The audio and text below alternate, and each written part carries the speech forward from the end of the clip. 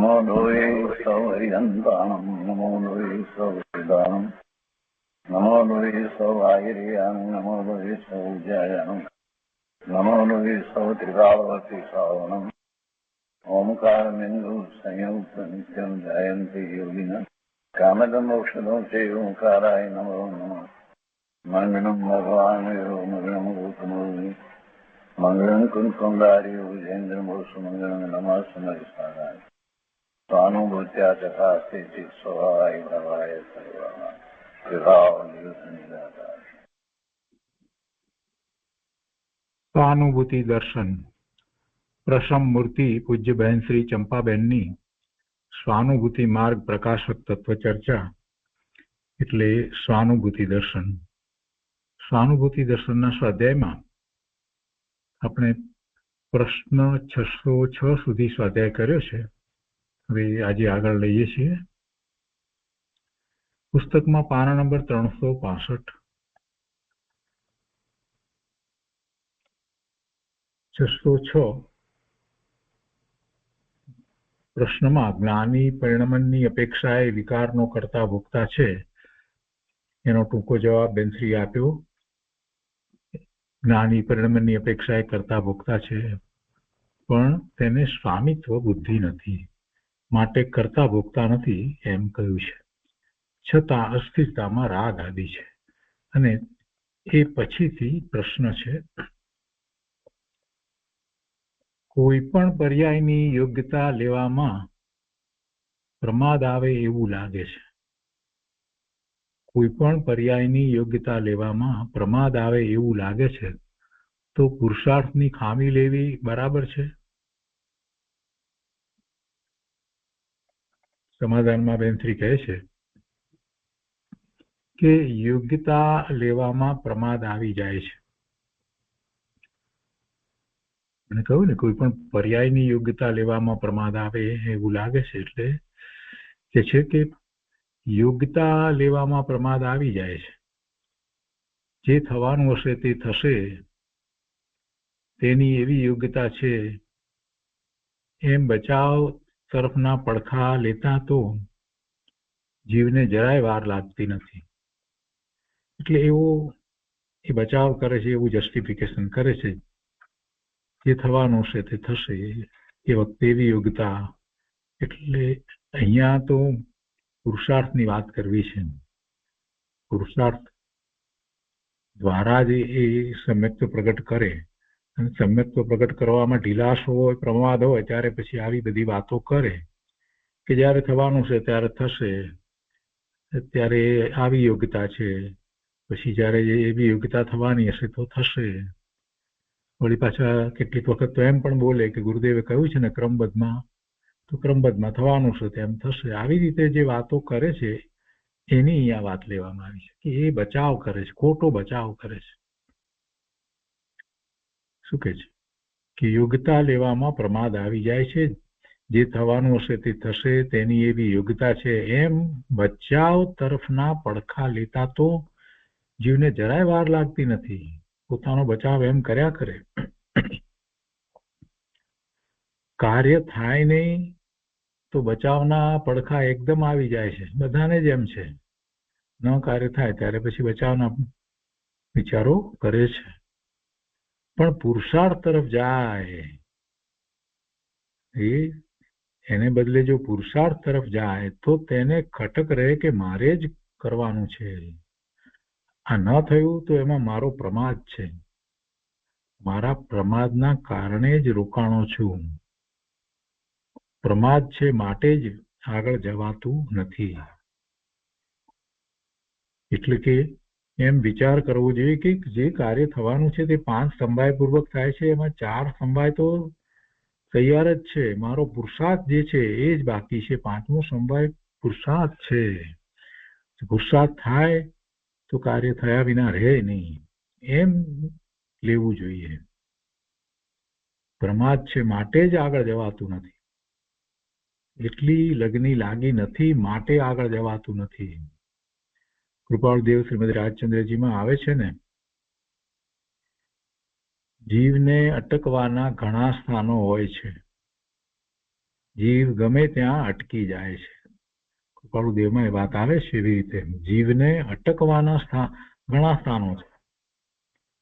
ઘણા સ્થાનોમાં જીવ અટકે છે. અટકવાના સ્થાનો ખરેખર નથી, પણ જીવને માટે પોતાને એ સ્થાન અટકવાના થાય છે. કોઈ સ્થાન જે છે તે ખરેખર જોવા જઈએ તો જીવને અટકવાનું થાય જ નહીં. જે સાચું સમજ્યો છે, સમ્યક દર્શન થયું છે, એ શા માટે અટકે? પણ આ પરમાં રાગ બુદ્ધિ કરી, દ્વેષની બુદ્ધિ કરી અને અટકે છે. એટલે એમ જીવને અટકવાના ઘણા સ્થાનો હોય છે. જીવ ગમે ત્યાં અટકી જાય છે.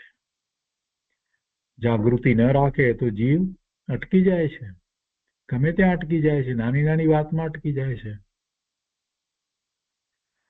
આગળ કહે છે કે મુમુક્ષુ પ્રશ્ન કરે છે કે મારા પ્રમાદથી આ પ્રમાણે થયું છે અને હું પુરુષાર્થ કરી શકતો નથી એમ સ્વીકારવાથી તો આકુરતા વધી જાય, એમ ન બને? કે મારા પ્રમાદથી આમ થયું છે અને હું પુરુષાર્થ કરી શકતો નથી એમ સ્વીકારવાથી તો આકુરતા વધી જાય, એમ ન બને? તંત્રીએ આગળ ઉત્તર આપ્યો છે કે તે બધું આત્માર્થીએ જોવાનું છે. પોતે વિચાર કરવાનો છે, જાતે સમજવાનું છે. જો આકુરતા વધી જાય અને વધારે મૂંઝવણ થઈ જાય તો પણ માર્ગ મળતો નથી. આકુરતા વધારવાની જરૂર નથી, પણ પ્રમાદને કારણે આગળ હું નથી વધતો એવો સ્વીકાર તો કરવો જોઈએ. સ્વીકાર કરશે તો પ્રમાદ છોડશે અને આગળ વધશે. એટલે એમાં મૂંઝાઈ જવાની જરૂર નથી. મૂંઝવણ થઈ જાય તો પણ માર્ગ મળવાનો નથી. માર્ગમાં શાંતિથી, ધીરજથી આગળ જવાય છે. મને પ્રમાદ છે કે શાંતિ છે કે ધીરજ છે કે શું છે તે બધું પોતે વિચારવાનું છે. એમાં બીજા તો શું કરી દે? એમાં પોતે જ વિચારવાનું છે. ગુરુદેવે માર્ગ બતાવ્યો, બેનશ્રી પણ માર્ગદર્શન આપે, પણ છેવટે બધું વિકલ્પમાં ને ચર્ચામાં જ રાખે તો એથી શું લાભ થવાનો છે? એ બધું પોતે વિચારવાનું છે. વિચારવાનું છે એટલે સમજવાનું છે ક્યાં પોતાની ભૂલ થાય છે, ક્યાં પોતે અટક્યો છે, કેવી રીતે ત્યાંથી નીકળે, આ બધું એને પોતે વિચારવાનું છે. મૂંઝવણથી માર્ગ મળતો નથી. માટે શાંતિથી અને ધીરજથી પોતે માર્ગ કાઢે. મૂંઝવણથી માર્ગ મળતો નથી, માટે શાંતિથી અને ધીરજથી પોતે માર્ગ કાઢે. પોતાની યોગ્યતા કેવી છે તે સમજીને આગળ જવું. પુરુષાર્થ ન ઉપડતો હોય અને ક્યાંક ક્યાંક રોકાતો હોય તો પુરુષાર્થ કરે, અને જો મૂંઝવણ થઈ જતી હોય તો શાંતિ રાખવી, ધીરજ રાખવી. તો એ 607મા પ્રશ્નનું સમાધાન થયું. એ પછી પ્રશ્ન છે કે દ્રવ્ય પર્યાયમાં આવતું નથી તે કેવી રીતે? આપ સમજાવશો જી. ગુરુદેવે શાસ્ત્ર ના સ્વાધ્યાયમાં એની ઉપર પ્રવચનમાં આ વાત તો ઘણી વાર સમજાવી છે. દ્રવ્ય પર્યાયમાં આવતું નથી ને એક વખત સામાન્ય રીતે વિચાર કરે કે દ્રવ્ય, ગુણ, પર્યાય આ બધાનો તો એને ખ્યાલ આવે કે કઈ અપેક્ષાએ પર્યાય દ્રવ્યથી જુદી છે અને કઈ રીતે એ જુદી નથી, આ બધું ખ્યાલમાં આવે એવું છે. એમાં પર્યાયમાં દ્રવ્ય આવી જાય, પર્યાય એક સમયની હોય તો બીજા સમયે પર્યાય ન રહે તો પછી દ્રવ્યનો નાશ થઈ જાય. એટલે એવી અપેક્ષાથી વાત કરવામાં આવે કે દ્રવ્ય પર્યાયમાં આવતું નથી. પણ પર્યાય છે તો દ્રવ્યની જ છે ને. પર્યાય એટલે અવસ્થા. દરેક વસ્તુની કોઈ એક અવસ્થા હોય છે. દરેક વસ્તુની એક અવસ્થા છે. એ અવસ્થા બદલાય છે. દરેક સમય બદલાય છે, પણ એ બદલાય છે એનો ખ્યાલ આવવામાં આપણને ઘણીવાર ઘણો વખત લાગે. સામાન્ય બધા પૂતગળ પરમાણુના સ્કંદ છે એની પણ દરેક સમયે એની અવસ્થા પર્યાય બદલાયા કરે છે. પણ એ બદલાય એવું ક્યારે ખ્યાલમાં આવે? 10-15 વર્ષે આપણને ખ્યાલમાં આવે કે આ પહેલા કરતા જૂનું થયું. એટલે એ બદલાતું હતું તો દરેક સમયે બદલાતું, અને એ બદલાવું છે થઈ રહ્યું છે એ પર્યાય છે. એ પર્યાય છે. મૂળ દ્રવ્ય તો જુદું છે એનાથી. મૂળ દ્રવ્ય તો પરમાણુ છે એક, અને એ પરમાણુનો કઈ નાશ થતો નથી. પર્યાય બદલાઈ જાય છે એટલે કે પર્યાયનો વ્યય થાય છે, નવી ઉત્પન્ન થાય છે, તો પહેલાની પર્યાયનો વ્યય થાય છે. કોઈ પણ સમયે કોઈ પણ દ્રવ્યની એક પર્યાય હોય, એ બદલાઈને બીજી થાય, અને એમાં એ બીજી થાય છે તો પહેલી પર્યાયનો વ્યય થયો કે નાશ થયો એમ કહેવામાં આવે તો પછી દ્રવ્યનું શું થાય? દ્રવ્યનું કાંઈ ન થાય, દ્રવ્ય એવું ને એવું જ રહે. આ બધી વાત તો બહુ શરૂઆતની વાત છે. જૈન સિદ્ધાંત પ્રશ્નોત્તરમાળા કે જૈન સિદ્ધાંત પ્રવેશિકામાં આ બધું બહુ શરૂઆતમાં જ આપ્યું છે. અહીંયા કહે છે કે દ્રવ્ય પર્યાયમાં આવતું નથી, તે કેવી રીતે આપ સમજાવશો જી? બેનશ્રીએ સમાધાન આપ્યું છે કે દ્રવ્ય પર્યાયમાં નથી આવતું એટલે કે દ્રવ્ય છે તે દ્રવ્ય રૂપે રહે છે. દ્રવ્ય રૂપે જ રહે છે. દ્રવ્યનું સ્વરૂપ શાશ્વત અનાદિ અનંત છે. કોઈ પણ દ્રવ્ય, છ દ્રવ્ય કયા? છ જાતના દ્રવ્ય કયા? દરેક દ્રવ્ય કેવું છે? અનાદિથી છે, એનો કોઈ અંત નથી, એનો નાશ નથી. નવું દ્રવ્ય કોઈ ઉત્પન્ન થતું નથી. જ્યારે પર્યાય ક્ષણ પૂરતી છે, બીજી ક્ષણે પલટી જાય છે. માટે જેમ પર્યાય ક્ષણે ક્ષણે પલટાય છે તેવું દ્રવ્યનું સ્વરૂપ નથી, અને તેથી દ્રવ્ય પર્યાયમાં આવતું નથી એમ કહેવાય. દ્રવ્ય તો એવું ને એવું જ રહે છે, એના ગુણ જેટલા છે તેટલા જ રહે છે, એના પ્રદેશ વગેરે જે છે તે જ રહે છે, એમાં કઈ ફેરફાર થતો નથી, એ જ રહે છે. બદલાવ જે દેખાય છે બહાર પર્યાયનો દેખાવ, એ બદલાય છે. ઉત્પાદ વ્યય ધ્રુવ એમ કહેવામાં આવ્યું ને, ઉત્પાદ વ્યય ધ્રુવ સત, તો વસ્તુ ધ્રુવપણે ટકીને રહી છે અને એની દરેક સમયે પર્યાયના ઉત્પાદ અને વ્યય થાય છે. એટલે એ દ્રવ્ય પર્યાયમાં આવતું નથી. દ્રવ્ય ક્ષણે ક્ષણે પલટાતું નથી.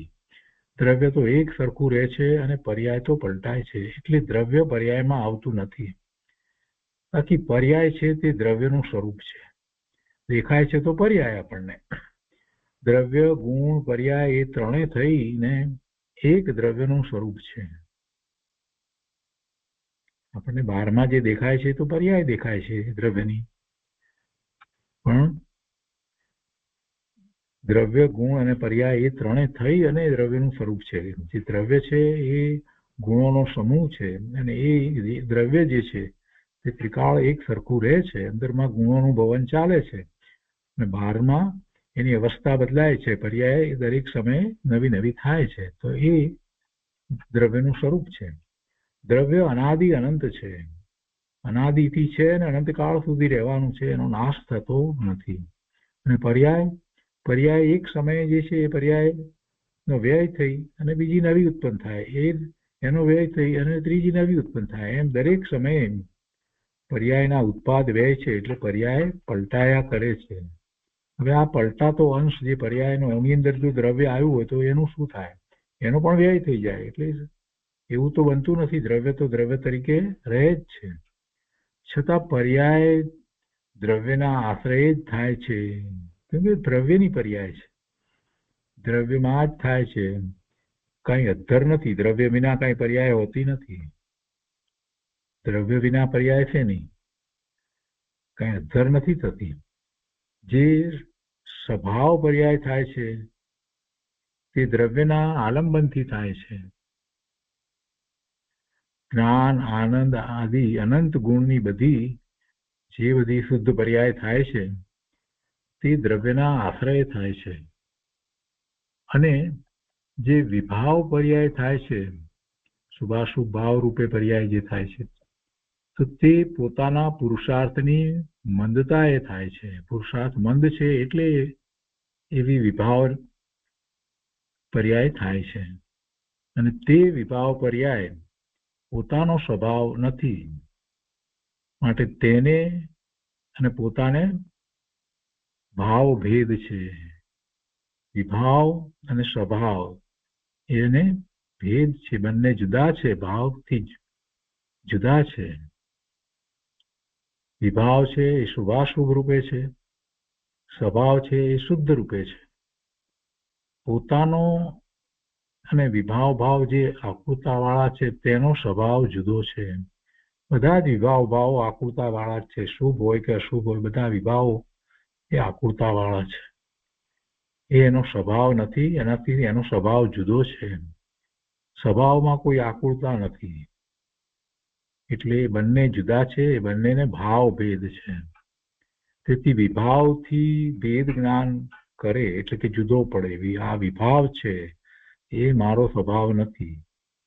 એટલે કે છે કે વિભાવથી ભેદ જ્ઞાન કરે કે જે આકૃતા વાળો છે એ વિભાવ છે, તે મારો સ્વભાવ નથી. એ પુરુષાર્થની મંદતા એ થાય છે, પુરુષાર્થની ખામીથી થાય છે.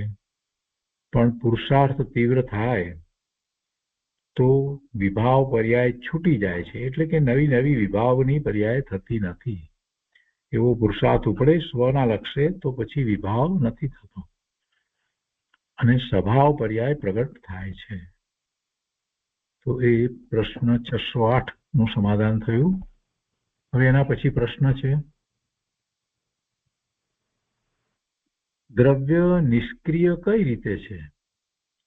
દ્રવ્યને આપણે નિષ્ક્રિય કહીએ છીએ, એટલે કે કઈ અપેક્ષાએ દ્રવ્યને નિષ્ક્રિય કહ્યું? પ્રશ્ન કર્યો છે, દ્રવ્ય નિષ્ક્રિય કઈ રીતે છે એટલે કઈ અપેક્ષાથી છે? પોતાની અપેક્ષાએ દ્રવ્ય નિષ્ક્રિય છે. પોતાની અપેક્ષાએ દ્રવ્ય નિષ્ક્રિય છે. દ્રવ્ય પોતે કાંઈ કરતું નથી. તો આ પર્યાય થાય છે એ શું? પર્યાય એ અવસ્થા એની બદલાય છે, અને દરેક નવી નવી પર્યાય જે થાય છે એના 6 કારકો એના પોતાના છે. ઉત્પત્તિની અપેક્ષાએ પર્યાયના ષટકારક એના પોતાના છે. પર્યાય છે તો દ્રવ્યની, પણ એના ષટકારક એના પોતાના છે. પોતાની અપેક્ષાએ દ્રવ્ય નિષ્ક્રિય છે. દરેક ગુણનું કાર્ય પર્યાયમાં આવે છે. દરેક ગુણનું કાર્ય પર્યાયમાં આવે છે. જ્ઞાન ગુણનું કાર્ય જ્ઞાન રૂપે, આનંદ ગુણનું કાર્ય આનંદ રૂપે આવે છે.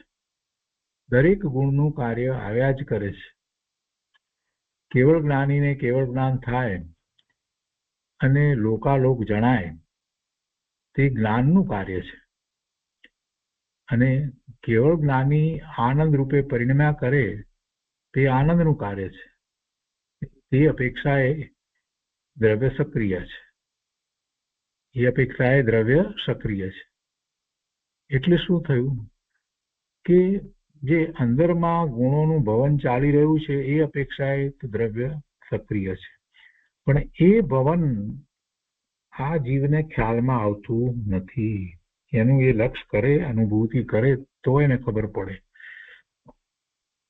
આ જીવનું લક્ષ બહારમાં રહે છે, એટલે અંદરમાં જે ચાલી રહેલું છે ભવન એ એને ખ્યાલમાં આવતું નથી અને અનુભવતો નથી. જ્યારે એનું લક્ષ બદલાય અને સ્વ તરફ વળે છે તો અંદરમાં તો આવું અનંત ગુણોનું ભવન ચાલી જ રહ્યું છે અને એ એને અનુભવમાં આવે છે. એને સ્વાનુભૂતિ કહેવાય છે.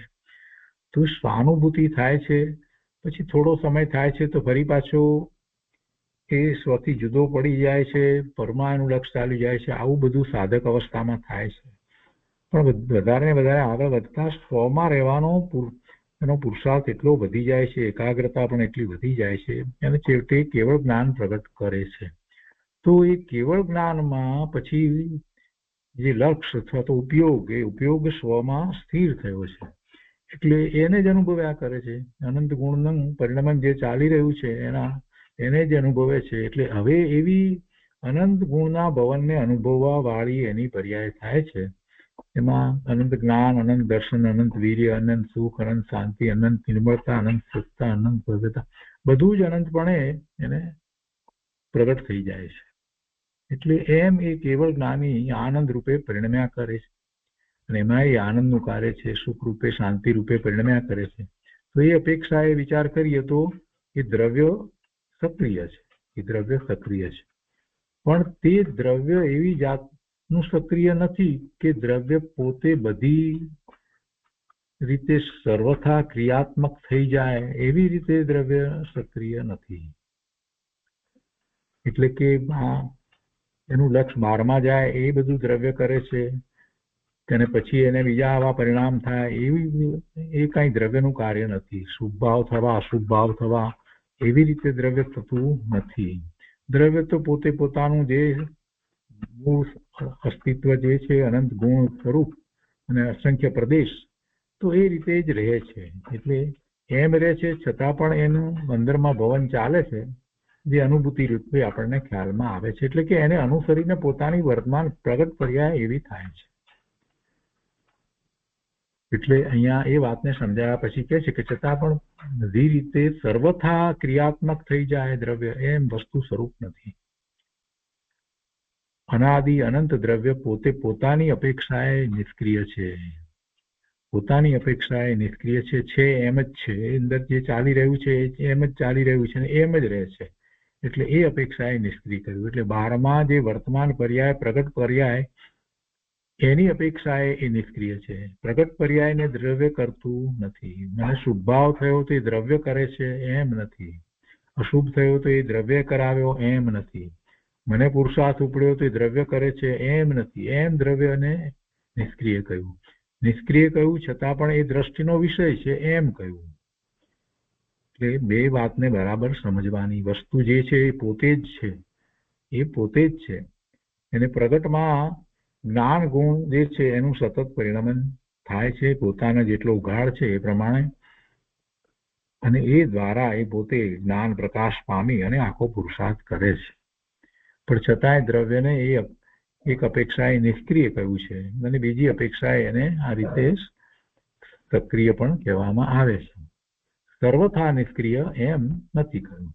એ દ્રવ્ય અપેક્ષાએ નિષ્ક્રિય છે. એટલે એ વાત અહીંયા પહેલા સમજાવી કે છે કે બધી રીતે સર્વથા ક્રિયાત્મક થઈ જાય દ્રવ્ય એવું દ્રવ્યનું સ્વરૂપ નથી. અનાદિ અનંત દ્રવ્ય પોતે પોતાની અપેક્ષાએ નિષ્ક્રિય છે અને પર્યાય અપેક્ષાએ સક્રિય છે. સર્વથા નિષ્ક્રિય નથી. સર્વથા નિષ્ક્રિય કુટસ્થ સર્વથા નથી. કઈ થાય જ નહીં એમ નથી. એમાં કાંઈ નથી થતું એવું નથી. જગતમાં કોઈ એવું દ્રવ્ય છે જ નહીં કે એમાં કાંઈ થતું જ ન હોય. આપણને ન દેખાય એટલે શું? આપણે જોઈએ કે આ લાકડું છે કે લોખંડ છે કે ટુકડો પડ્યો છે તો વર્ષોથી લાકડાનો ટુકડો લોખંડનો ટુકડો પડ્યો છે તો પડ્યો છે એ નિષ્ક્રિય છે એમ આપણે માનીએ તો એ વાત પણ બરાબર નથી. એ દ્રવ્ય અપેક્ષાએ એનું અંદરમાં પરિણમન તો ચાલુ જ છે. એની પર્યાય જે છે એ પર્યાય જે બદલાય છે એની પર્યાય બદલાય છે તો એ પર્યાયમાં જે ફેરફારો જે છે એની અંદર દ્રવ્ય આખું મૂળ દ્રવ્ય એમાં આવી જતું નથી. પર્યાયનો નાશ થાય, દ્રવ્યનો નાશ નથી થતો. એટલે પર્યાયની વાત અને દ્રવ્યની વાતને બરાબર સમજવી જોઈએ. અહીંયા દ્રવ્યની વાત છે તો એમાં દ્રવ્ય અપેક્ષા એ નિષ્ક્રિય છે અને અનાદિથી છે અનંતકાળ સુધી દ્રવ્ય રહેવાનું છે. એટલે પોતે પોતાની અપેક્ષા એ નિષ્ક્રિય છે અને પર્યાય અપેક્ષા એ સક્રિય છે. સર્વથા નિષ્ક્રિય નથી. આટલી વાત કરી એટલે પાછો મુમુક્ષુએ પેટા પ્રશ્ન કર્યો કે જે દ્રષ્ટિનો વિષય બને છે તે દ્રવ્ય સર્વથા નિષ્ક્રિય છે એમ લેવું એટલે એમ માનવું એમ શ્રદ્ધા કરવી. જે દ્રષ્ટિનો વિષય બને છે તે દ્રવ્ય સર્વથા નિષ્ક્રિય છે એમ લેવું. એટલે વેન શ્રી કહે છે કે હા, જે દ્રષ્ટિનો વિષય બને છે તે દ્રવ્ય એક સરખું નિષ્ક્રિય રહે છે. એટલે એને નિષ્ક્રિય રહે છે એના કરતા એમ કેવું કે જે જેવું છે તેવું ધ્રુવ રહે છે. એવું ને એવું ધ્રુવ રહે છે. એક સરખું નિષ્ક્રિય રહે છે જેમાં કાંઈ ફેરફાર નથી. એટલે બાહ્ય દેખીતો કોઈ ફેરફાર દેખાતો નથી. દ્રવ્ય જ રહે છે. જે અનાદિ અનંત એક સરખું રહે છે. ગમે તે પર્યાયમાં જાય તો પણ દ્રવ્ય તો એવું ને એવું જ રહે છે. મનુષ્યની પર્યાયમાં તું એ જ જીવ દ્રવ્ય દેવમાં ગયું અને ત્યાંથી પછી પાછું પડી અને તિર્યંચમાં જાય, તિર્યંચમાંથી ફરી પાછું મનુષ્યમાં જાય કે પછી ફરી પાછું એ તિર્યંચમાં જાય, એ જે બધું કે નારકીમાં જાય, આ બધું થયા કરે છતાં એ દ્રવ્ય છે એ તો એવું ને એવું જ રહે છે. અને એવું ને એવું જ રહે છે એટલે એનું લક્ષ્ય કરી અને પોતે એવા નિર્મળ પરિણામ પ્રગટ કરી શકે છે. અનાદિ અનંત એક સરખું રહે છે. અનાદિથી જેવું છે તેવું ને તેવું સરખું રહે છે, અનંતકાળ સુધી એમ જ રહેવાનું છે. અને જેનો નાશ નથી, એનો નાશ નથી, ઉત્પત્તિ નથી, એનો નાશ પણ હોય નહીં, એવી જાતનું દ્રવ્ય અનાદિ અનંત નિષ્ક્રિય છે. આત્મા દ્રવ્ય અપેક્ષાએ નિષ્ક્રિય છે અને પર્યાય અપેક્ષાએ સક્રિય છે. પર્યાય અપેક્ષાએ સક્રિય છે. જો તે એકલો નિષ્ક્રિય હોય, એકલો નિષ્ક્રિય જ હોય, બીજું કાંઈ નહીં, જો તે એકલો નિષ્ક્રિય હોય તો તેમાં કેવળ જ્ઞાનની, મુનિ દશાની એવી પર્યાયો થાય જ નહીં, એવી પર્યાય થાય નહીં. માટે આત્મા પર્યાય અપેક્ષાએ સક્રિય છે અને દ્રવ્ય અપેક્ષાએ નિષ્ક્રિય છે. આમ સહેલાઈથી સમજાય એવું છે, એ રીતે સમજવું. આત્મા સર્વથા શૂન્ય નથી, જાગૃતિ વાળો છે, કાર્યો વાળો છે. નિષ્ક્રિય કહેતા કોઈના મનમાં એમ આવે કે શૂન્ય છે, કે ના, એવું શૂન્ય પણ નથી. જાગૃતિ વાળો છે, કાર્યો વાળો છે, પણ દ્રવ્ય અપેક્ષા એ નિષ્ક્રિય છે. દ્રવ્ય ગુણ અને પર્યાય મળી અને આત્માનું સ્વરૂપ છે, તો એમાં પર્યાયનું જે પરખવું થાય છે, પર્યાયમાં જ બધી વાત છે. આખો માર્ગ બધો પર્યાય રૂપે છે. એટલે એ તો બદલાયા કરે છે, એ કાર્ય સતત થયા કરે છે. પણ દ્રવ્ય અપેક્ષાએ દ્રવ્ય જે છે એ નિષ્ક્રિય છે. બાકી આત્મા તો જ્ઞાન સ્વભાવી છે, સર્વથા એ જ્ઞાન સ્વભાવી જ રહે છે. ક્યારેય જ્ઞાન વિનાનો તો રહેતો જ નથી. ભલે ઓછું વધતો ઉગાડ હોય પણ એને જ્ઞાન તો હોય જ છે. આત્મા સર્વથા શૂન્ય નથી, જાગૃતિ વાળો છે, કાર્યો વાળો છે, પણ દ્રવ્ય અપેક્ષા એ નિષ્ક્રિય છે. પોતાનો સ્વભાવ જળવાયેલો એવો ને એવો નિત્ય ધ્રુવ રૂપે રહે છે, તેથી નિષ્ક્રિય છે. આત્મા પર્યાય અપેક્ષાએ કાર્યો વાળો છે. કેમ કે જો આનંદ રૂપે કાર્ય ન લાવે તો આનંદનો ગુણ કેવી રીતે કહેવાય? એટલે આનંદનો ગુણ કયો છે? તો ગુણ હોય એનું પરિણમન થાય, ભવન થાય, એને એટલે જેવો ગુણ છે એવો અનુભવ થાય. જો કોઈ જાતની ક્રિયા તેમાં ન થાય તો જાણવાનું, શાંતિનું, પુરુષાર્થનો પલટો થવાનું એવું કોઈ કાર્ય જ ન થાય. અર્થાત કોઈ કાર્ય થાય નહીં. માટે આત્મદ્રવ્ય સર્વથા નિષ્ક્રિય નથી, છતાં દ્રવ્ય એક સરખું જેમ છે તેમ ધ્રુવ રૂપે રહે છે. તેથી પરમ પારિણામિક ભાવે નિષ્ક્રિય પણ છે. પરમ પારિણામિક ભાવે નિષ્ક્રિય પણ છે. પર્યાય કોઈ અપેક્ષાએ પારિણામિક ભાવે પણ છે, કેમ કે તે કોઈની અપેક્ષા રાખતી નથી. આ બીજી વાત છે મહત્વની. પર્યાય કોઈ અપેક્ષાએ પારિણામિક ભાવે પણ છે, કેમ કે તે કોઈની અપેક્ષા રાખતી નથી, સ્વતંત્ર પરિણમે છે.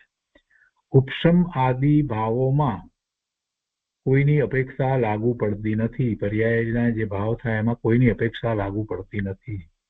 નિમિત્ત તરીકે આપણે એમ કહીએ છીએ કે નિર્મળ પરિણામ થાય છે તો અભાવરૂપ, એટલે કર્મના અભાવરૂપ નિમિત્ત હોય છે, અને એવા અશુદ્ધ પરિણામ થાય છે તો એમાં એવા કર્મના ઉદય રૂપ નિમિત્ત હોય છે. તો અહીંયા કહે છે કે ઉપશમ આદિ ભાવોમાં કોઈની અપેક્ષા લાગુ પડતી નથી, માટે તે અપેક્ષા એ પર્યાય પારિણામિક ભાવે છે. પણ તે પર્યાય છે માટે સક્રિય છે. તો એ રીતે પર્યાય અને દ્રવ્યની ઘણી વાત સમજાવી અને એ રીતે 609 પ્રશ્નનું સમાધાન થયું. હવે એના પછીનો પ્રશ્ન છે, દ્રષ્ટિનું બળ કોના ઉપર હોય છે અને વધારે બળ કોનું, દ્રષ્ટિનું કે જ્ઞાનનું? દ્રષ્ટિનું બળ કોના ઉપર હોય છે અને વધારે બળ કોનું, દ્રષ્ટિનું કે જ્ઞાનનું? આવા પ્રશ્નો શુક્રા કરે છે, મને ઘણીવાર બહુ આશ્ચર્ય થાય. ગુરુદેવે જે રીતે સમજાવ્યું છે એ રીતે જો આખું સમજવામાં આવે તો આવો પ્રશ્ન જ ન થાય. દ્રષ્ટિ અને જ્ઞાનને જેવા જુદા પાડવાનો ક્યાં પ્રશ્ન જ છે? બધું સાથે તો છે. ભગવાન આત્મા નામ સ્વભાવી છે, શુદ્ધ શ્રદ્ધા સ્વભાવી નથી. શ્રદ્ધા અને જ્ઞાન બધું સાથે તો છે, પછી જુદું પાડીને આવા બધા પ્રશ્નો ઉભા કરવા, એટલે એમાં ને એમાં જ પછી અટવાઈ જાય છે. પ્રશ્ન કર્યો છે કે દ્રષ્ટિનું બળ કોના ઉપર હોય છે અને વધારે બળ કોનું, દ્રષ્ટિનું કે જ્ઞાનનું? સમાધાનમાં બેનશ્રી કહે છે કે દ્રષ્ટિનું જોર એક સામાન્ય ઉપર જ છે અને જ્ઞાન સામાન્ય વિશેષ બંનેને જાણે છે. અપેક્ષાથી વાત છે. દ્રષ્ટિનું જોર એક સામાન્ય દ્રવ્ય સામાન્ય ઉપર છે અને જ્ઞાન સામાન્ય અને વિશેષ બંનેને જાણે છે. દ્રવ્ય સામાન્યને જાણે છે અને વિશેષ જે પરિણામ થાય છે એને પણ જાણે છે. એટલે જાણવામાં ભેદ આવે છે. દ્રષ્ટિમાં જે સામાન્યનું બળ આવે છે, એટલે દ્રષ્ટિ તો દ્રવ્ય સામાન્ય ઉપર જ રહી છે, એટલે કે છે દ્રષ્ટિમાં જે સામાન્યનું બળ આવે છે એવી જાતનું બળ જ્ઞાનમાં આવતું નથી. દ્રષ્ટિ સ્વરૂપ તરફ છે ત્યારે એવું બળ છે. એટલે એ બળ જે છે એ બળ છે એટલે કે એને એવા પરિણામ થાય છે એ અપેક્ષાથી બળ. દ્રષ્ટિમાં જે સામાન્યનું બળ આવે છે તેવી જાતનું બળ જ્ઞાનમાં આવતું નથી. જ્ઞાન તો બધાને જાણે છે. દ્રષ્ટિ સ્વરૂપ તરફ છે ત્યારે પણ જ્ઞાન જાણે છે એટલે કે અનુભવે છે. એટલે એ અપેક્ષાથી આખી વાત કરી. કેમ કે નિર્મળ પરિણામ તો દ્રષ્ટિ સ્વરૂપ તરફ થાય ત્યારે થાય છે ને, એટલે કે છે કે દ્રષ્ટિ બળવાન છે અને તે એક સામાન્યને ગ્રહણ કરે છે. તે એક સામાન્ય ઉપર જોર મૂકી અને આગળ જાય છે કે અનાદિ અનંત ચૈતન્ય સામાન્ય તે હું છું. એટલે પર્યાય નહીં, સામાન્ય એટલે દ્રવ્ય, ચૈતન્ય સામાન્ય તે હું છું.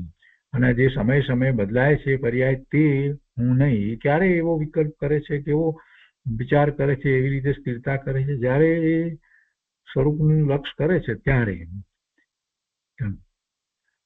વર્તમાન પર્યાય છે અને ગૌણ કરે છે, એટલે એવો વિચાર કરે છે. અનંત ચૈતન્ય સામાન્ય તે હું છું. અનાદિ અનંત ચૈતન્ય સામાન્ય તે હું છું. ગુણ પર્યાયના ભેદ ઉપર પણ તેની નજર નથી. તે તો એક સામાન્ય ચૈતન્ય અસ્તિત્વ કે જે નાયક છે તે હું એમ સ્વીકારે છે. દ્રષ્ટિ એમ સ્વીકારે છે. દ્રષ્ટિ શું સ્વીકારે છે? પોતાના જ્ઞાન સ્વરૂપને સ્વીકારે છે. નાયક નાયક નાયક બેનશ્રી એને નાયકની મુખ્યતા રહેતી હતી.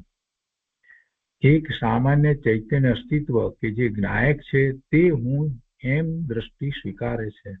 આમ જેવું દ્રષ્ટિનું બળ તેવું બળ જ્ઞાનનું નથી. કેમ કે જ્ઞાનમાં તો બધું જણાય છે. જ્ઞાન સામાન્ય અને વિશેષ બંનેને જાણે છે. જ્ઞાન યથાર્થ હોય તો પરિણતિ યથાર્થ થાય છે. જ્ઞાન યથાર્થ હોય તો પરિણતિ યથાર્થ થાય છે. પણ દ્રષ્ટિ વધારે બળવાન છે. દ્રષ્ટિમાં બળ છે. કેમ કે દ્રષ્ટિએ આખા સામાન્યને ગ્રહણ કર્યું છે. હવે આ દ્રષ્ટિમાં બળ જે છે એ વાત ખરેખર તો એ દ્રષ્ટિ બળવાન થઈ છે કેવી રીતે થઈ, એ શ્રદ્ધા કેવી રીતે થઈ, તો એ બીજી રીતે વિચાર કરી તો એ જ્ઞાન દ્વારા જ થઈ છે. એને એવું જ્ઞાન કર્યું એટલે એની શ્રદ્ધા સમ્યક થઈ છે, બળવાન થઈ છે. અને એટલે હવે એ દ્રષ્ટિ સ્વરૂપ તરફ જાય છે તો બધી અનુભૂતિ થાય છે. એટલે બંનેનો સંબંધ છે. એમાં બળવાન વગેરેની વાત, હવે આવો પ્રશ્ન કર્યો એટલે બેનશ્રીએ જુદી પાડીને વાત કરી. મૂળ વાત કહેવાનો આશય એ છે કે દ્રષ્ટિ ને જ્ઞાન બંને સાથે જ છે. કઈ જુદા જુદા કામ કરે છે કે આડા એકબીજાથી વિરુદ્ધ પ્રકારે કામ કરે છે એવું તો વસ્તુનું સ્વરૂપ જ નથી. એમાં પ્રશ્ન ક્યાં સવાલ થાય છે? બે વસ્તુ સાથે જઈ રહી છે તો સાથે જ છે. એમાં પછી જ્ઞાન યથાર્થ હોય તો પરિણતિ યથાર્થ થાય છે. પહેલા તો એ દ્રવ્યશ્રુતના અભ્યાસ દ્વારા એવી દ્રષ્ટિ કેળવે છે, એવી શ્રદ્ધા કરે છે અને એ પછીથી એ સ્વરૂપ તરફ વળે છે. એટલે એક દ્રવ્ય સામાન્ય ને સ્વીકારે છે દ્રષ્ટિ, ત્યારે અનુભૂતિ થાય છે. એટલે એ અપેક્ષાથી બળવાન કહેવાય. પણ દ્રષ્ટિ એવી દ્રષ્ટિ થવાનું કારણ જો વિચાર કરીએ તો જ્ઞાન છે. એવું જ્ઞાન થયા વિના ભગવાનની વાણીમાંથી જે જ્ઞાન થાય છે એ જ્ઞાન થયા વિના એવી દ્રષ્ટિ બળવાન થતી નથી. એટલે દ્રષ્ટિમાં બળ છે, કેમ કે દ્રષ્ટિએ આખા સામાન્યને ગ્રહણ કર્યું છે. એમાં પાછો પ્રશ્ન કર્યો છે કે મૂલ્યવાન દ્રષ્ટિ છે? તરીકે છે કે હા, દ્રષ્ટિ મૂલ્યવાન છે. મુક્ષુ ફરી પૂછે છે કે દ્રષ્ટિ જે કામ કરે છે તે જણાય છે તો જ્ઞાનમાં? તો હા, જ્ઞાનમાં જણાય છે, જ્ઞાનમાં જણાય છે, પણ દ્રષ્ટિ બળવાન છે, જોરદાર છે, કેમ કે પુરુષાર્થ બતાવવો છે ને. એટલે એક સામાન્ય ઉપર દ્રષ્ટિ સ્થાપતા, સ્વરૂપ ઉપર દ્રષ્ટિ કરતા, એમાં લીનતા કરતા અનુભૂતિ થાય છે. પ્રશ્ન જવાબ જે છે એમાં પેટા પ્રશ્નો થયા એટલે વધારે લંબાયું છે. એટલે આગળ પણ કહે છે કે જેમ કોઈ માણસે એમ નક્કી કર્યું હોય કે મારે આ પ્રમાણે આ એક જ કાર્ય કરવાનું છે, તો પછી તે એક કાર્ય સિવાય આજુબાજુ બીજું કાંઈ જુએ નહીં અને દ્રઢતાથી કાર્ય કર્યા કરે. તેમ એક પછી એક વચ્ચે બધા ભેદો આવે પણ તે ઉપર દ્રષ્ટિ નહીં દેતા સામાન્ય એક આત્મા, દ્રવ્ય સામાન્ય જે કહીએ તે સામાન્ય એક આત્મા ઉપર જ દ્રષ્ટિ દેતા તેના બળથી લીનતાની પરિણતિ પ્રગટ થાય છે. મુક્ષે ફરી પ્રશ્ન કર્યો કે જ્ઞાનમાં પણ એવું બળ આવે છે? કહે છે કે જ્ઞાનમાં બધું જાણવાનું આવે છે. દરેક વખતે જ્ઞાન તો જાણવાનું કાર્ય કરે જ છે. એનું લક્ષ સ્વરૂપ તરફ હોય કે બહાર હોય, જ્ઞાન તો બધું જાણે છે. દરેકે દરેક સમયે જ્ઞાન જાણે છે. એટલે જ્ઞાનમાં બધું જાણવાનું આવે છે. જોકે જ્ઞાનમાં બળ આવે છે, પણ દ્રષ્ટિમાં વધારે બળ આવે છે. જ્ઞાનમાં બધા પડખાને જાણવાનું કાર્ય હોય છે. જ્ઞાનમાં બધા પડખાને જાણવાનું કાર્ય હોય છે. કે કેવી રીતે જાણે છે કે આ અધૂરું છે ને આ પૂરું છે, આ કેવળ જ્ઞાન છે, આ સાધક દશા છે, આ ગુણ ભેદ ને પર્યાય છે. એમ જ્ઞાન બધું જાણે, જ્ઞાન બધું જાણે. તેમજ એક અખંડનું બળ પણ જ્ઞાનમાં છે. પોતે અભેદ અખંડ વસ્તુ છે એનું બળ પણ જ્ઞાનમાં જ થાય છે. છતાં પણ તે જાણવા પડે છે, જ્ઞાન જાણે છે. એક સામાન્ય જેણે ગ્રહણ કર્યો છે તે દ્રષ્ટિ કહેવાય અને એ દ્રષ્ટિને એ રીતે અપેક્ષાથી વધારે બળવાન કહી છે. એક સામાન્ય જેણે ગ્રહણ કર્યો છે તે દ્રષ્ટિ વધારે બળવાન છે. 610 પ્રશ્નનું સમાધાન થયું. એ પછીથી પ્રશ્ન છે પુરુષાર્થ કેમ કરવો, એટલે કે કેવી રીતે કરવું. અને એમાં તંત્રીએ સમાધાન આપ્યું છે વિસ્તારપૂર્વક કે જો રુચિની ઉગ્રતા થાય તો પુરુષાર્થ થયા વગર રહે નહીં. એટલે પહેલા તો રુચિ કરવી, આત્માની રુચિ થવી જોઈએ. રુચિ અનુયાયી વીર્ય, રુચિને પોતાનું બધું બળ જે છે તે એને અનુસરે છે. જે તરફની રુચિ હોય એ તરફ બધું સામર્થ્ય બળ બધું કાર્ય કરે છે. રુચિ અનુયાયી વીર્ય, રુચિ જે તરફ જાય તે તરફનો પુરુષાર્થ થાય જ. પણ પોતાની રુચિ મંદ હોય તો પુરુષાર્થ ઉપડતો નથી. થાય છે, થાશે એમ પોતાને થયા કરે, પણ ઉગ્ર ભાવના ન થાય ત્યાં સુધી પુરુષાર્થ થતો નથી. એટલે એવી ઉગ્ર રુચિ થવી જોઈએ. રુચિ ઉગ્ર થાય તેને બહાર રોકાવું ગમે નહીં. આત્માની રુચિ, આત્માની રુચિની વાત છે. ક્ષણે ક્ષણે આત્માની લગ્ની લાગે, રાત દિવસ ક્યાંય ચેન ન પડે એવું અંદર થાય તો પોતાનો પુરુષાર્થ ઉગ્ર થાય. પણ મંદ મંદ રહ્યા કરે છે એટલે આગળ જઈ શકતો નથી. ઉગ્ર પુરુષાર્થ થાય એ આગળ જાય છે. મુમુક્ષુએ પ્રશ્ન કર્યો કે અંતર સન્મુખ પુરુષાર્થ રુચિના જોરે થાય? રુચિના જોરે અંતર સન્મુખનો પુરુષાર્થ થાય છે. પછી બેન શ્રી કહે છે કે રુચિ ઉગ્ર હોય તો અંતર સન્મુખ પુરુષાર્થ સહજ થાય. રુચિ પોતા તરફ જાય તો પુરુષાર્થ પણ તે તરફ જાય. ફરી મુક્ત પ્રશ્ન કરે છે કે તો પુરુષાર્થ કરવાનો ન રહ્યો પણ રુચિ કરવાની રહી. અરે ભાઈ, પુરુષાર્થ કરવો છે એટલે રુચિપૂર્વક પુરુષાર્થ કરવો છે. એમાં પુરુષાર્થ ને રુચિમાં બે જુદા છે એવી ક્યાં વાત છે? એવું પ્રશ્ન કરે છે. એટલે પુરુષાર્થ કરવાનો ન રહ્યો પણ રુચિ કરવાની રહી. રુચિ કરી છે તો પુરુષાર્થ આગળ થશે એમ કહેવાનો આશય છે. એ બંનેને એમ સંબંધ છે. વધારે રુચિ છે એટલે વધારે પુરુષાર્થ કરશે. પુરુષાર્થ વિના ક્યાં કઈ થાય છે? બંનેને સંબંધ છે. રુચિ થાય એટલે પુરુષાર્થ સાથે થાય જ. બંનેમાં મુખ્યતા કોની? બંનેમાં મુખ્યતા કોની? પાછું બેનશ્રીએ કહ્યું કે રુચિની મુખ્યતા હોય છે. ફરી પ્રશ્ન, રુચિ ખૂબ ઊંડાણથી જાગૃત કરવા માટે શું કરવું?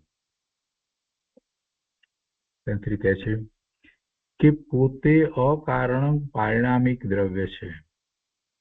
પોતાનો વસ્તુ સ્વરૂપ જે છે એનો પહેલા નિર્ણય કરવો. એવા નિર્ણય કરવામાં પોતે ભગવાન, આત્મા, જ્ઞાન, આનંદ સ્વભાવી છે. તો શા માટે છે? કોઈ કારણ છે? જીવ માત્ર એ દ્રવ્ય છે, પરમ પારિણામિક દ્રવ્ય. તો એનું કોઈ કારણ તો કોઈ કારણ નથી. આ બધા જગતમાં આટલા જીવો છે એનું કોઈ કારણ છે? નથી. અન્ય મતની અંદર એવી બધી વાતો કરવામાં આવે કે કોઈ બ્રહ્માએ ઉત્પન્ન કર્યું, આમ તે બધું એનું કારણ. અહીંયા જૈન દર્શન તો એવું કોઈ કારણ માનતું જ નથી. કોઈ પૂછે કે 6 દ્રવ્ય શા માટે છે, એનું કારણ કઈ? કોઈ કારણ નહીં, અકારણ છે. 6 દ્રવ્ય છે તો છે, હવે અને અવિનાશી છે, નિત્ય છે. 6 દ્રવ્ય રહેવાના છે તો રહે છે. એટલે 6 દ્રવ્ય કેવા છે એ સમજો ને. એને કોઈએ ઉત્પન્ન કર્યા જ નથી એમ જ સ્વીકારવું પડે. ઉત્પત્તિ માનવા જશો તો એનો નાશ આવશે. એટલે પોતે અકારણ પારિણામિક દ્રવ્ય છે. કોઈ કારણ નથી. જીવના અસ્તિત્વનું કોઈ કારણ છે? કોઈ કારણ નથી. એની જે પર્યાય બદલાય છે એના કારણ હોય, પણ મૂળ વસ્તુનું કોઈ કારણ છે. શા માટે જીવ છે અને શા માટે પરમાણુ છે અને શા માટે ધર્માસ્તિકાય છે, એવા પ્રશ્ન કરીએ તો એમાં કોઈ કારણ નથી. છે તો છે. એટલે એવી રીતે પોતે અકારણ પારિણામિક દ્રવ્ય છે. તેથી રુચિ પોતાને જ કરવાની છે. આ સ્વભાવ જ આદરણીય છે. વિભાવ આદરણીય નથી. વિભાવમાં સુખ નથી. તેની સાથે એકત્વ બુદ્ધિ કરવી તે અયથાર્થ છે, એટલે ખોટું છે. વિભાવમાં સુખ નથી અને વિભાવ સાથે એકત્વ બુદ્ધિ કરવી તે ખોટું છે, અયથાર્થ છે. યથાર્થ આત્મતત્વ વિભાવથી જુદું હોવા છતાં તેમાં એકત્વ માની રહ્યો છે તે ખોટું માન્યું છે. યથાર્થ આત્મતત્વ વિભાવથી જુદું છે અને વિભાવથી જુદું હોવા છતાં એકત્વ માની રહ્યો છે. બહાર બીજે બધે વિભાવમાં એકત્વ કરી રહ્યો છે. વિભાવ અને આત્મા એક નથી, છતાં વિભાવમાં એકત્વ કરી રહ્યો છે અને એ બરાબર નથી. એ ખોટું છે. એ વિપરીત માન્યું છે. આમ યથાર્થ જ્ઞાનપૂર્વક નિશ્ચય કરીને પોતે રુચિને દ્રઢ કરતો રહે. જ્ઞાન, રુચિ, પુરુષાર્થ બધાને સંબંધ છે.